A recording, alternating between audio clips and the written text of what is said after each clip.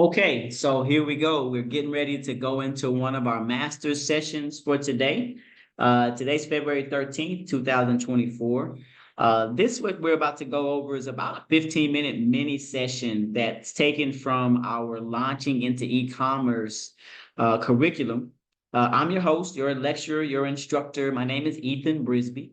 I double also as the founder of Shift Enterprise Academy and the creator of the Shift Approach, where we believe that what we do is offer to help people get from where they are now to where they would want to be in the future.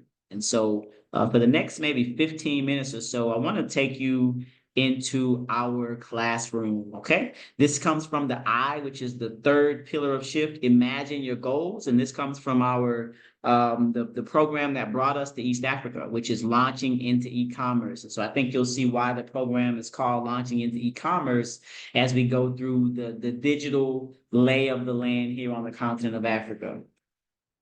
All right, before we do that, we always start in a Shift classroom with a thought of the day. And so this is our thought of the day there on the screen. I'll give you a moment to take a look at it. Okay, and I certainly believe this. The world seems to pave a way for the man or woman who knows where he or she is going. So to me, what that says is if I have my plan, I've got my confidence, and I'm able to march forward for some kind of way, the energy of the world seems to pave a way for me to make it. And obviously, we're not talking about, easy peasy go at it. Even that photo of that plant growing through that concrete had to really push to make it. But that plant knew it needed to come up out of there.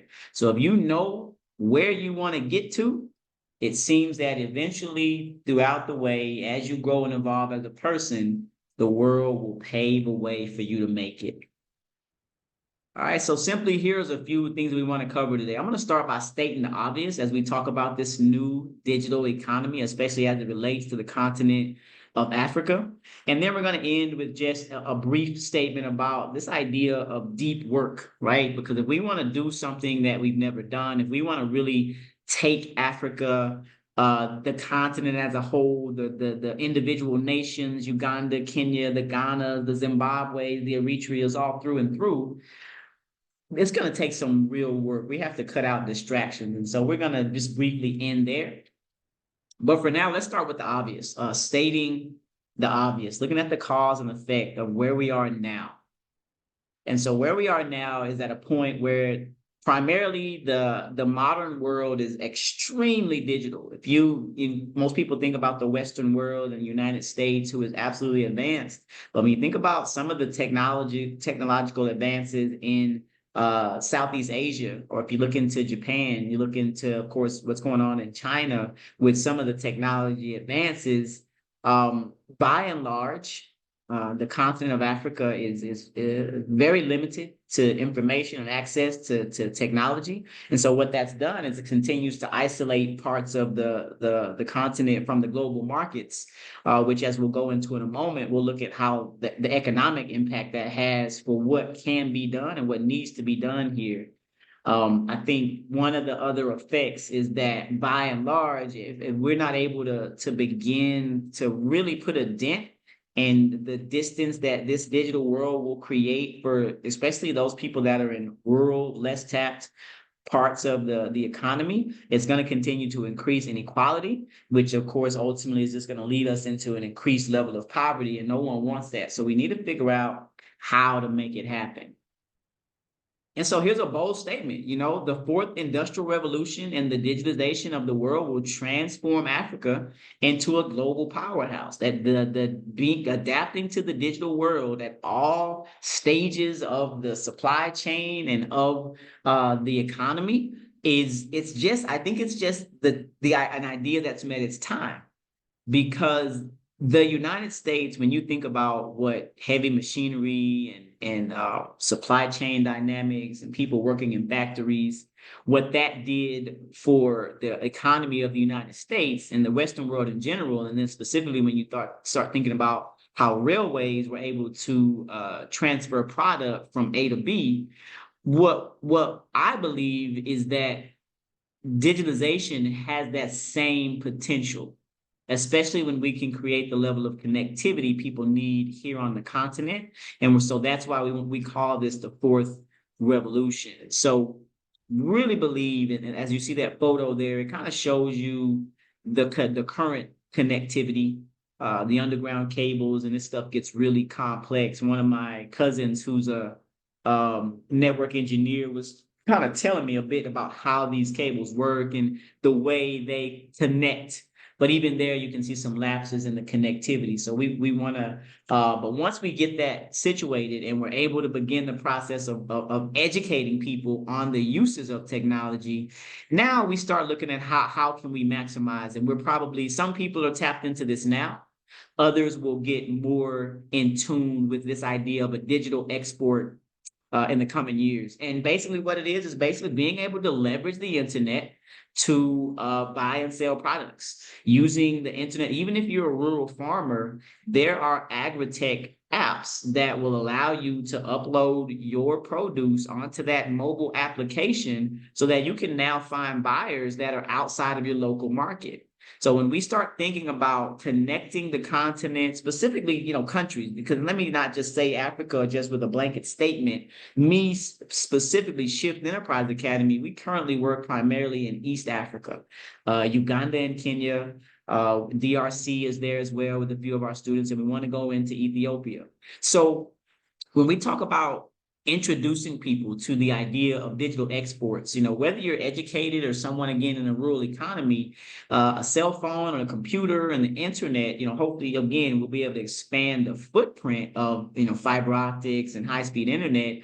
That's what a lot of this hinges upon. But ultimately, we then need to make sure we're educating people on how they tap into what this digital economy brings.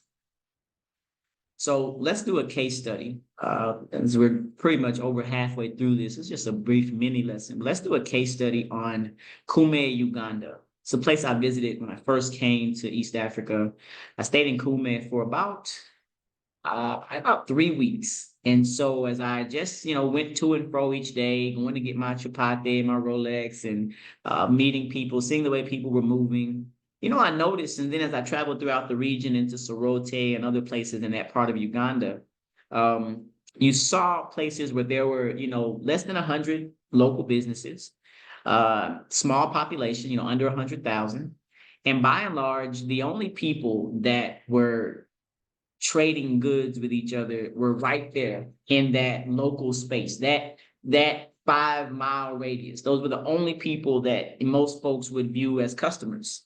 And so what I began to realize was that one thing that was perpetuating the cycle of poverty and the inability to integrate digitally or in the global economy is that there's no new money coming in. There was no new money. If there was, let's say, $10,000 in Kume, by and large, your standard deviation is not going to go more than $1,000 either way in terms of gaining or losing, because that economy was so closed in. So that's how we even got to this point where I began to want to think of how could we enhance the ability to build local economies by exporting products and services. And so when you think about it, what happens? So you go step A. So first of all, what happens when you're exporting products or services? That allows you to, let's state the obvious again, now you're dealing with people outside of your home market. And when you're able to export some sort of product or a service outside of your home market, that means money is coming into the local market.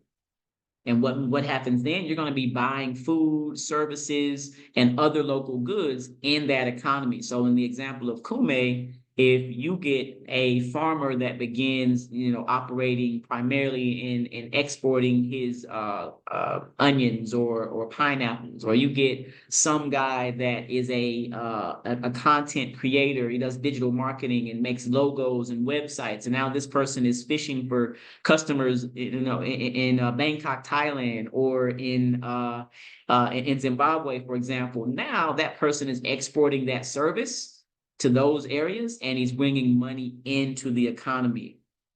This is something that being connected digitally will enhance, especially on the continent. And again, I understand that there are some places that have low connectivity. We need to work on infrastructure, but there are also places that do have good connectivity, and we just need to shift our thinking so that we can take advantage of what's available for us. All right, so just a quick check for understanding here. I'm not sure where you are in the world listening here, but my question for you is, as you think about your company, is your product or service, is it something that's exportable? Can you be serving customers outside of your home market with what you offer in the marketplace? That's the first question you need to ask yourself. If your answer is yes, or even if it's no, but you want it to be, the next question becomes, how will you reach clients and customers outside of your local market? I think the challenge, even during this brief mini lesson, the takeaway is to spend a few minutes, spend 15, 20 minutes, 30 minutes really contemplating this. And of course, at Shift, we're always playing the long game. So what is your plan for growth over the next 36 months? How can you get from where you are now with what you do to where you might want to be in the future with what you do? So it's very important. And so this lesson, Imagine Your Goals, that we typically teach, and it's about a 60-minute interactive lesson. As you know, a lot of times we people chime in very heavily in the chat, and we have our breakout sessions. We would go deep into actually planning what you would do next. But since this is a mini lesson, it's a short master's course, I want to leave you with this idea of deep work. Deep work. How to stay focused in a world full of distractions. You know, this is something anybody can think about, whether you're wanting to export grain, or you're wanting to keep your wife happy, or you're wanting to make your report that's due by Friday. Everyone needs to understand how deep work can impact their life. And so here's how I define deep work. For me, what I do for deep work is I time block. I might block off 3 hours where there's no phone usage, there's no outside communication at all, and I'm focusing on something that's very important to my life and my future, my business and my family. And so that's what I see deep work as.